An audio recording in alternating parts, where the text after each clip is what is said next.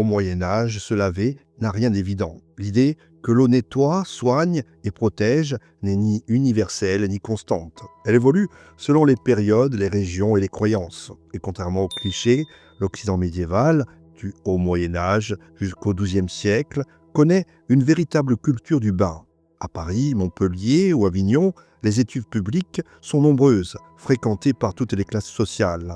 On y vient pour se laver, certes, mais aussi pour discuter, se détendre et se soigner. Dans certaines abbayes, des bains réguliers sont même prescrits, surtout pour les malades. Mais à partir du XIVe siècle, cette pratique décline. La médecine, influencée par la théorie des humeurs, héritée d'Hippocrate et de Galien, met en garde contre les dangers supposés du bain. On pense que l'eau chaude dilate les pores, affaiblit les barrières naturelles du corps et ouvre la voie aux miasmes, ces airs corrompus accusés de transmettre les maladies. Guy de Chauliac, médecin de la cour papale à Avignon, écrit dans sa Chirurgia Magna que le bain ouvre les pores et facilite l'entrée des corruptions extérieures. La peste noire qui ravage l'Europe entre 1347 et 1351 renforce cette méfiance. À Strasbourg, à Florence, les bains publics sont fermés lors des épidémies.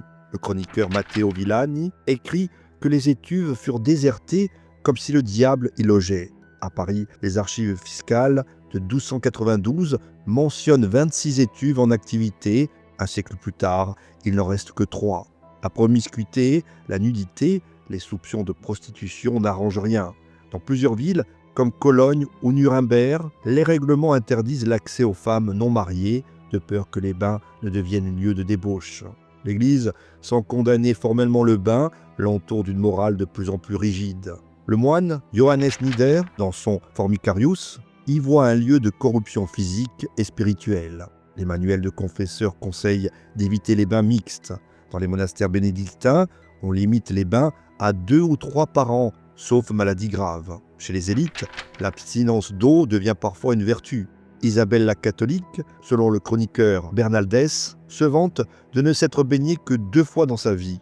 Une exagération peut-être, mais révélatrice. Philippe II d'Espagne, rapporte les ambassadeurs vénitiens, change de chemise plusieurs fois par jour, mais refuse le bain. Escurial, son palais est austère, sans véritable salle d'eau. En France, Charles VI, lors de ses crises de démence, refuse qu'on le touche. Jean Juvénal des Ursins raconte qu'il se croyait fait de verre. Changer ses vêtements devient une épreuve. Dans cette société, la saleté n'est pas un signe de négligence. Elle peut être interprétée comme une forme d'humilité, voire de piété. Même les médecins sont prudents. Laurent Joubert, à Montpellier, écrit en 1579 que les bains fréquents ramollissent le corps et dilatent les pores à l'excès. Seuls les bains de siège ou les ablutions localisées sont tolérés, à condition d'être tièdes, ponctuels et médicalement justifiés. Mais l'hygiène ne disparaît pas, elle change de forme. On se frotte avec des linges secs, on se parfume, on change tout simplement de chemise. Dans les inventaires de noblesse, les chemises en lin se multiplient. On ne se lave pas, on se change. Il faut attendre le XVIIIe siècle pour voir le bain revenir timidement en France et en Italie, sous l'influence d'une médecine plus expérimentale et d'un retour progressif à l'hygiène domestique. Mais pendant plus de 3 siècles, dans l'Europe chrétienne, l'eau est suspecte, le bain un risque et la crasse une norme.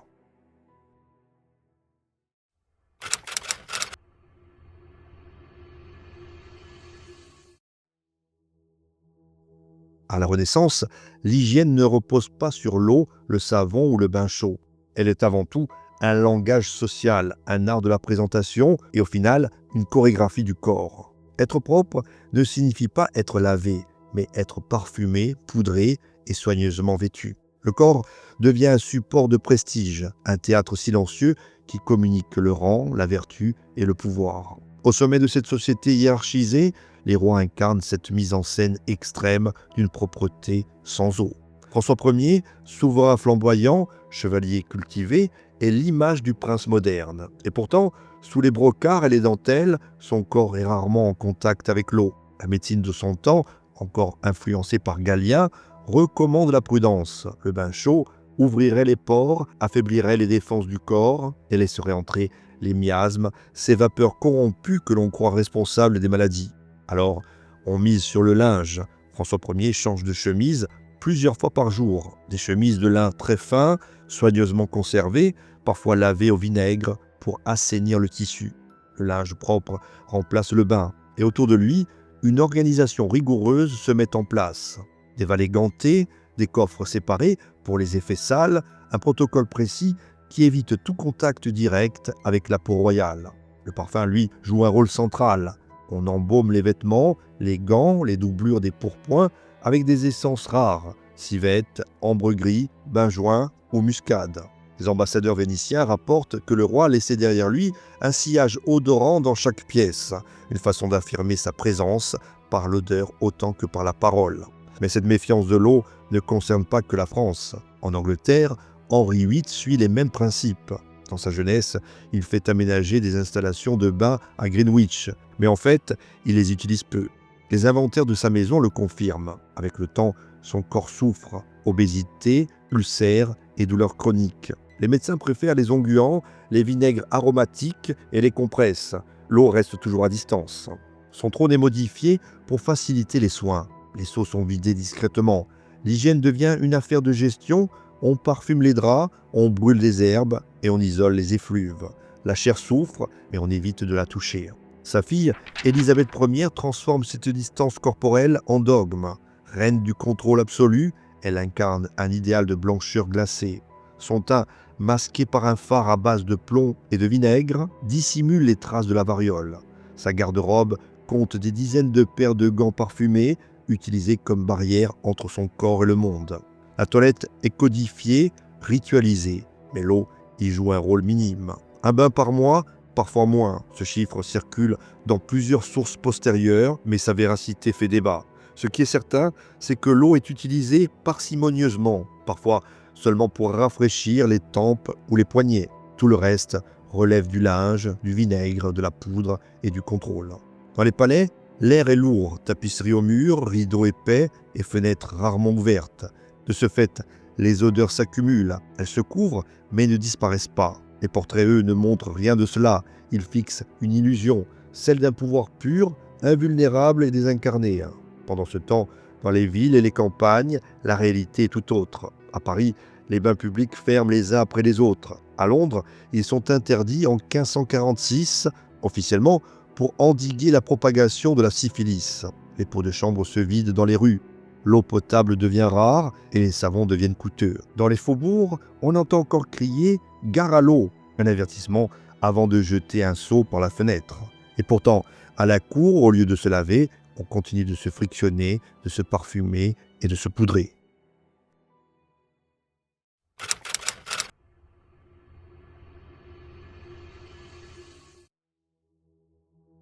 Versailles incarne l'apogée du pouvoir monarchique, mais aussi l'un de ses paradoxes les plus olfactifs. Derrière les dorures, la symétrie parfaite des jardins, la rigueur implacable de l'étiquette, l'air est saturé. Saturé de poudre, de sueur, d'urine et de parfums capiteux. Car à la cour de Louis XIV, la propreté n'est pas affaire de santé. Elle est un langage, un rituel de statut et au final, une mise en scène plus qu'un véritable soin du corps. Dans l'imaginaire de l'époque, la noblesse ne se salit pas. Par son rang, le noble est censé échapper à l'impureté. Se laver, ce serait reconnaître qu'on transpire, qu'on vit comme le commun. Alors, à Versailles, on ne se lave pas. On se couvre de linge, on se parfume et on évite l'eau. Le lever du roi en est l'exemple le plus parlant. Chaque matin, dans un cérémonial millimétré, Louis XIV reçoit ses courtisans en s'habillant. Sa toilette se limite à un linge sur le visage, un peu d'eau sur les mains, quelques gouttes d'eau de Cologne. Le bain, lui, n'entre jamais dans la routine. Les médecins du roi, Antoine d'Aquin, puis Guy Cresson-Fagon, déconseillent l'usage régulier de l'eau. À leurs yeux, mieux vaut des frictions, vinaigre, eau-de-vie, alcool camphré. L'eau chaude est suspecte car on la soupçonne d'ouvrir les pores et d'affaiblir le corps. Le château possède bien quelques installations, une baignoire de marbre dans l'aile sud, mais elle reste marginale, réservée à de rares prescriptions médicales. En réalité, l'hygiène passe par le linge. Louis XIV change de chemise plusieurs fois par jour, un linge lavé avec soin qui vaut pour preuve de pureté. À Versailles, ce sont les parfums qui tiennent lieu d'eau. On parfume les gants, les perruques, les mouchoirs et les doublures de vêtements. Ambre gris, civette, musc, benjoin. Des compositions puissantes destinées à masquer les odeurs, mais aussi à affirmer un raffinement, au final, un pouvoir sensoriel. Pourtant, malgré les apparences, Versailles sent mauvais. Le système d'évacuation est rudimentaire. Les latrines sont peu nombreuses. Les pots de chambre sont quant à eux omniprésents. On les vide parfois par la fenêtre, parfois dans les coins sombres des appartements. Même les jardins, si soigneusement dessinés, servent à l'occasion de toilettes improvisées. Les témoignages parlent d'odeurs persistantes, de couloirs imprégnés, de tapisseries grasses, de miasmes. L'apparat cache la crasse, mais ne la fait pas disparaître. Les courtisans suivent l'exemple royal, se laver peu, cacher les odeurs et sauver les apparences. Les perruques dissimulent les poux, les croûtes, les cheveux sales. Les maladies de peau sont traitées par poudre ou onguent et non pas par l'eau. Les enfants royaux, eux aussi, sont élevés dans ces pratiques. On évite le bain, on frotte, on emmaillote et on frictionne avec des linges antiseptiques. Seuls les cas médicaux exceptionnels justifient une immersion. Ce n'est qu'à la fin du règne de Louis XIV, puis sous Louis XV, que quelques médecins osent timidement recommander les bains tièdes, influencés par les traités étrangers et les stations thermales d'Europe centrale. Jusque-là, à Versailles, la saleté ne disparaît pas. Elle se camoufle, elle s'enrobe de poudre, de discipline et de mise en scène.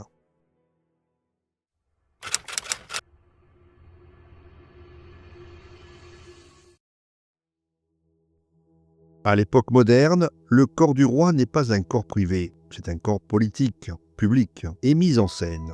Cependant, certains souverains, loin de l'image idéalisée du monarque parfumé, choisissent une autre voie, celle de la négligence, parfois même de la saleté. Car derrière la crasse se dissimule parfois une posture, une stratégie de pouvoir, un refus des normes de cour ou le signe d'un profond déséquilibre.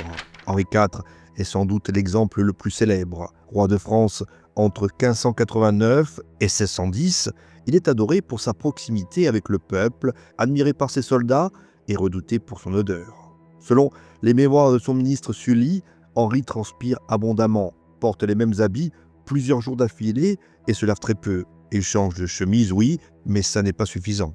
Et pourtant, cette rusticité ne nuit pas à sa popularité. Bien au contraire, elle façonne son image, celle d'un roi viril, terrien et accessible. Il mange simple, couche dans les fermes, boit du vin de pays et chasse à l'aube. Dans les portraits de son règne, son apparence est sobre, sans affectation. Ses traits sont marqués et authentiques. Le peuple ne lui demande pas de sentir la rose, il lui demande d'être là, fort et fidèle. Un siècle plus tard, un autre roi assume l'austérité, mais la pousse jusqu'à l'obsession.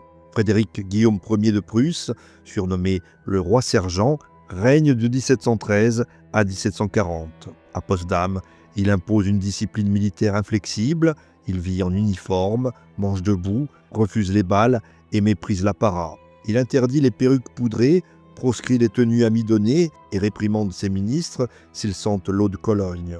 Dans ses palais, aucun tapis, aucun rideau. L'eau pour lui n'est pas un confort, c'est un traitement.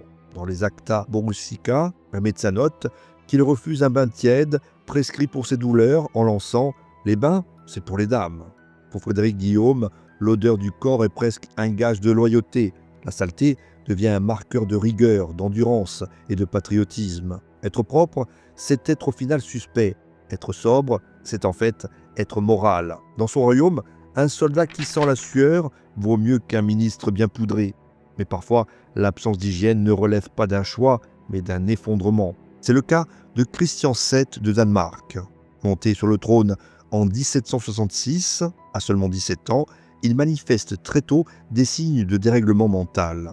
Son comportement devient erratique et se promène nu dans les couloirs du palais, rit seul, se déchausse en pleine cérémonie. Il refuse tout simplement de se laver.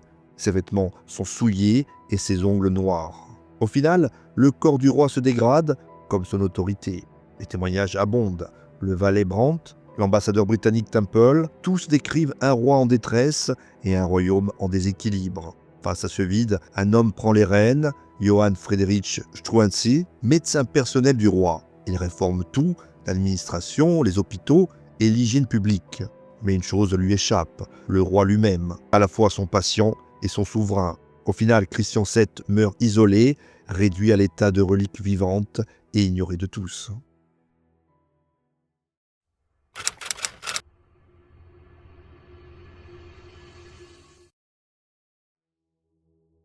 À l'époque moderne, le corps des reines n'est pas qu'un symbole. Il est en fait un spectacle. Visible, scruté, ritualisé. Elles ne règnent pas toujours, mais elles incarnent.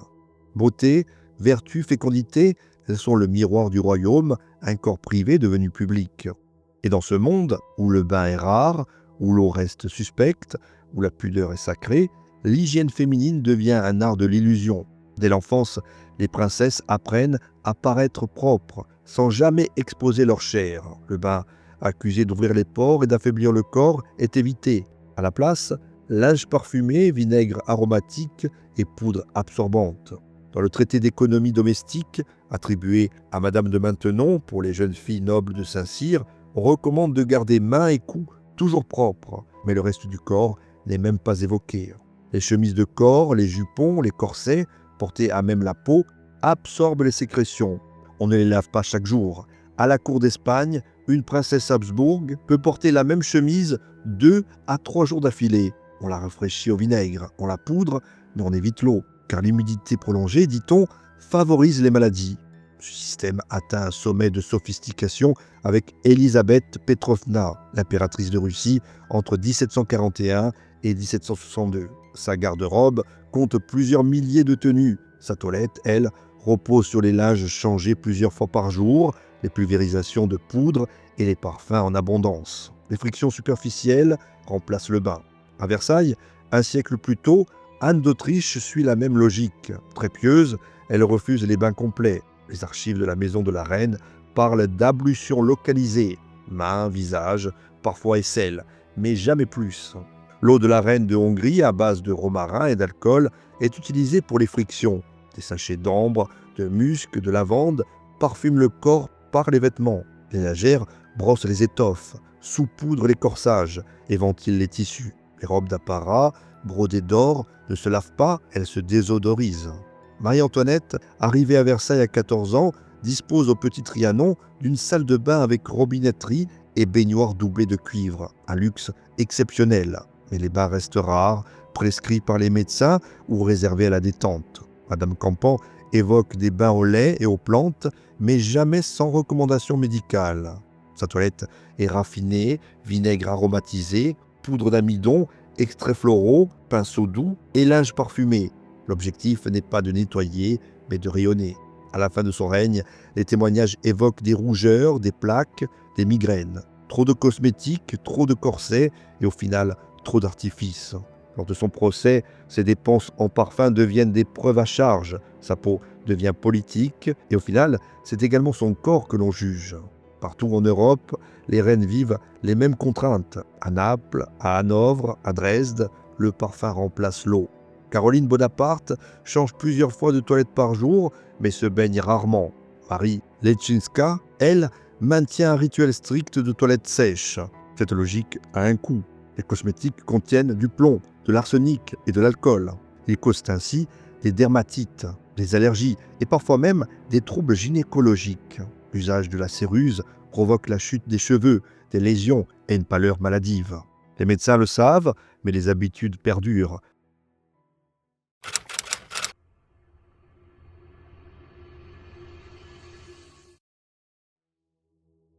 Au tournant du 19e siècle, quelque chose bascule. Pendant des siècles, la saleté des corps royaux fut tolérée, parfois même valorisée. Mais peu à peu, une autre forme s'impose. Désormais, c'est la propreté qui fait autorité. Ce changement ne se produit ni d'un coup, ni partout à la même vitesse. Il s'insinue à travers l'essor des villes, l'industrialisation, les révolutions médicales et la montée d'une bourgeoisie qui veut marquer son territoire dans les corps comme dans les rues. Napoléon incarne cette transition. Il aime les bains. À Malmaison, à Saint-Cloud, même en campagne, il exige des baignoires chauffées, du savon noir et du vinaigre aromatique. On le frictionne longuement et pourtant, il transpire abondamment. Son entourage évoque une sueur persistante, une chaleur physique qui envahit la pièce. L'hygiène progresse, mais les moyens manquent encore. Dans ses armées, c'est une autre histoire. Il impose une discipline corporelle stricte, cheveux tondus, linge inspecté et torse lavé. L'armée devient l'un des premiers lieux d'hygiène de masse. Quelques décennies plus tard, en Grande-Bretagne, la reine Victoria donne à cette mutation un visage domestique. Chaque matin, une bassine d'eau tiède, un gant de toilette parfumé, des enfants aux ongles propres. Les bains restent occasionnels, mais la toilette devient quotidienne. Le corps féminin, désormais, se doit d'être irréprochable. Mais tout cela reste réservé à l'élite, car même dans les palais, les toilettes modernes sont rares. À Windsor, les domestiques se partagent quelques lavabos. À Paris, en 1850, seuls 3% des habitations ont l'eau courante. Ce sont les villes et la bourgeoisie qui changent la donne. À Londres, Balzaguette construit des égouts titanesques. À Paris, Belgrand modernise les canalisations. Les bains publics apparaissent, les fontaines se multiplient. On lave, on rince et on désinfecte. Dans les foyers aisés, la salle de bain devient un statut. Les guides de savoir-vivre dictent la toilette, le savon, la brosse à dents. Le linge doit être impeccable et le corps discipliné. La publicité s'en empare, savon Cadom, dentifrice Gibbs, talc Ménène. Le propre devient moderne, le sale honteux. Et dans les écoles, dès 1881, on enseigne l'hygiène. Laver, brosser, aérer, le microbe devient un ennemi public. La médecine impose ses règles et la société les transforme en devoirs. À l'aube du XXe siècle, le corps propre n'est plus une coquetterie de prince, il devient une norme, une exigence.